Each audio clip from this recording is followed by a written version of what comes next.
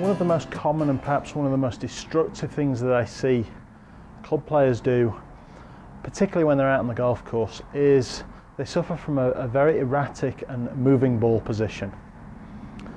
Especially those players who tend to hit the ground first. So if you're a player who takes a deep divot, or you tend to hit the ball a little fat, heavy, you lose a lot of distance obviously that way, this exercise, this drill could be for you. Now, as we've said over the past couple of videos when we've been dealing with drills and angle of attack, we've been looking at a downswing, down plane towards the golf ball. So we've spent some time working on an ice hockey style of drill.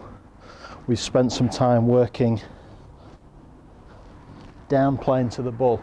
Those two exercises that we've talked about over the previous couple of videos were very much related to the idea that in order to hit the ball down, we must swing the handle towards the ball. In other words, we never swing the club head, we always swing the club handle.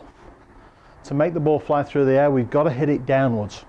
A PGA Tour player will, on average with an iron shot, strike the ball downwards by about 4 degrees. In this manner, the divot is always after the ball. The low point of the swing is after the ball has been struck. For many of you, you'll tend to take a divot before the ball.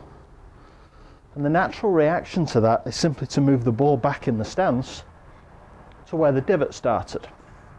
Now, in my view, I haven't encountered many players who've done what would be the more logical response to hitting the ground first. Instead of moving the ball back, which only encourages you to have a divot back in the stance, what you should endeavour to do is move the divot towards the ball. So keep the ball position just left of centre, always forwards in the stance for an iron shot about in line with your lead eye, and learn to move the body so that the weight transfer is more effective. We get more weight into the lead foot at impact and we're able to strike the ball on the downswing, the ball and then the divot. So remember, we don't move the ball to the divot, we must move the divot to the ball.